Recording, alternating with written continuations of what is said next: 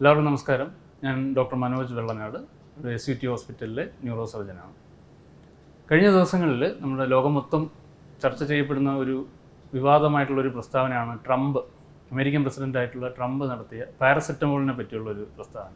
എന്നുവെച്ചാൽ പാരസെറ്റമോൾ കഴിച്ചത്, ഗർഭിണിയായിരിക്കുന്ന സ്ത്രീകൾ പാരസെറ്റമോൾ കഴിക്കുമ്പോൾ അവരുടെ കുട്ടികൾക്ക് ഓട്ടിസം ഉണ്ടാകുന്നു, പാരസെറ്റമോൾ വളരെ വിഷപദാർത്ഥമാണ്, കുട്ടികൾക്ക് പോലും അത് കൊടുക്കാൻ പാടില്ല എന്നൊക്കെ തുടങ്ങിയ വളരെ കീമോഫോബിക് ആയിട്ടുള്ള, മോഡേൺ മെഡിസിൻ ഫോബിക് ആയിട്ടുള്ള ഒരു പ്രസ്താവന. മുമ്പും ഇതുപോലുള്ള പല പ്രസ്താവനകളും അദ്ദേഹത്തിൻ്റെ ഭാഗത്തു നിന്നുണ്ടായിട്ടുണ്ട്. വാക്സിൻ വിരുദ്ധത പ്രചരിപ്പിക്കുന്ന രീതിയിലുള്ള പല പ്രസ്താവനകളും മുമ്പും ഉണ്ടായിട്ടുണ്ട്. അപ്പോൾ ലോകത്ത് ഏറ്റവും കൂടുതൽ ഉപയോഗിക്കപ്പെടുന്ന വളരെയധികം സേഫായിട്ടുള്ള ഒരു മരുന്നാണ് പാരസെറ്റമോൾ. അപ്പോൾ ആ പാരസെറ്റമോൾ മിക്കവാറും എല്ലാവരും തന്നെ ഉപയോഗിക്കുന്ന ഒരു മരുന്നാണ്.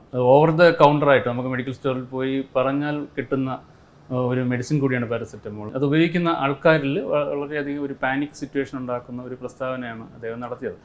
അപ്പോൾ ഈ ഓട്ടിസവും പാരസെറ്റമോളും തമ്മിൽ എന്തെങ്കിലും ബന്ധമുണ്ടോ എന്നുള്ള പഠനങ്ങളൊക്കെ വളരെ വർഷങ്ങളായിട്ട് ലോകം മൊത്തം നടക്കുന്നുണ്ട്. അപ്പോൾ അതിൽ ഒരു പഠനത്തിലും ഇങ്ങനെ ഒരു ബന്ധം എന്ന് വെച്ചാൽ അങ്ങനെ ഒരു കോറിലേഷൻ ഒരു പഠനത്തിലും ഇതുവരെയും കണ്ടെത്തിയിട്ടില്ല. പല പഠനങ്ങളിലും അങ്ങനെ ഒരു അസോസിയേഷൻ പാരസെറ്റമോൾ എടുക്കുന്ന അമ്മമാരുടെ കുട്ടികളിൽ ഓട്ടിസം അല്ലെങ്കിൽ അതുപോലുള്ള ADHD പോലുള്ള അവസ്ഥകൾ ഉണ്ടായിട്ടുള്ളതായിട്ട് കണ്ടെത്തിയിട്ടുണ്ട്. പക്ഷേ അത് ഒരു അസോസിയേഷൻ മാത്രമാണ്. കാരണം നമുക്കിന്ന് കേരളത്തിലെ ഗർഭിണികളായിട്ടുള്ള സ്ത്രീകളെ എടുത്ത് പരിശോധിച്ച് കഴിഞ്ഞാൽ അവരിൽ പാരസെറ്റമോൾ കഴിക്കാത്തവരുടെ എണ്ണം തുലവും തുച്ഛമായിരിക്കും. അപ്പോൾ പാരസെറ്റമോൾ കഴിക്കാത്തവർ ആരും തന്നെ ഇല്ല. അപ്പോൾ ഗർഭിണിയാണെങ്കിൽ പോലും പാരസെറ്റമോൾ കഴിക്കും. ഇപ്പോൾ പനി വരികയോ മറ്റ് ശരീരവേദന വരികയോ ഒക്കെ ഉള്ള അവസ്ഥകളിൽ അത് ഉപയോഗിക്കും. അങ്ങനെയുള്ള ഗർഭിണികൾക്കുണ്ടാവുന്ന കുട്ടികളിൽ കുറച്ച് പേർക്ക് ഓട്ടിസം ഉണ്ടാകുന്നു. അപ്പോൾ ആ ഒരു അസോസിയേഷൻ നോക്കിക്കഴിഞ്ഞാൽ പാരസെറ്റമോൾ കഴിച്ച അമ്മമാരുടെ കുട്ടികൾക്കാണ് ഓട്ടിസം ഉണ്ടായതെന്ന് വേണമെങ്കിൽ നമുക്ക് അസ്യൂം ചെയ്യാം.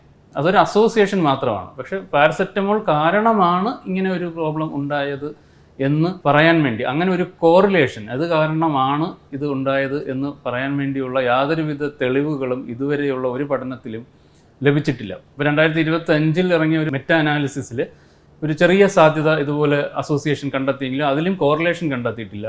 2024 ജാമയിൽ പബ്ലിഷ് ചെയ്ത സ്വീഡനിൽ നടന്ന ഒരു ബൃഹത്തായ പഠനമുണ്ട്. 24 ലക്ഷം കുട്ടികളിൽ നടത്തിയ 1995 മുതൽ 2019 വരെ സ്വീഡനിൽ ജനിച്ച 24 ലക്ഷം കുട്ടികളിൽ നടത്തിയ പഠനത്തിലും യാതൊരുവിധ കോറിലേഷനും പാരസെറ്റമോളും ഈ ഓട്ടിസം അല്ലെങ്കിൽ ADHD പോലുള്ള അവസ്ഥകളുമായിട്ട് യാതൊരു ബന്ധവും ഇല്ല എന്ന് കണ്ടെത്തിയിട്ടുണ്ട്. അപ്പോൾ എന്ന് വെച്ചാൽ ഇതുവരെ നടന്നിട്ടുള്ള ഒരു പഠനത്തിലും ഇങ്ങനൊരു തെളിവ് ലഭിച്ചിട്ടില്ല. അതുകൊണ്ട് തന്നെ ആ വാർത്തകളോ അല്ലെങ്കിൽ അദ്ദേഹത്തിൻ്റെ പ്രസ്താവനകൾ എന്തെങ്കിലും കേട്ട് കഴിഞ്ഞാൽ അങ്ങനെ പാനിക്കാവേണ്ട യാതൊരുവിധ കാര്യവുമില്ല. മാത്രമല്ല, ഗർഭിണിയായിരിക്കുമ്പോൾ ഏതെങ്കിലും രോഗാവസ്ഥ ഉണ്ടാവുകയും പനിയോ മറ്റ് അസുഖങ്ങളോ ഒക്കെ ഉണ്ടാകുന്നതും ചിലപ്പോൾ ഈ ഓട്ടിസം പോലുള്ള രോഗങ്ങൾക്ക് കാരണമാകാം. അപ്പോൾ അത് ചികിത്സിക്കുക എന്നുള്ളതാണ് ഏറ്റവും പ്രധാനപ്പെട്ട കാര്യം. അങ്ങനെ ചികിത്സിക്കാൻ ഉപയോഗിക്കാവുന്ന ഏറ്റവും സേഫായിട്ടുള്ള മരുന്നുകളിൽ, ഇന്ന് ലോകത്ത് അവൈലബിൾ ആയിട്ടുള്ള മരുന്നുകളിൽ മുൻപന്തിയിൽ നിൽക്കുന്നതാണ് പാരസെറ്റമോൾ.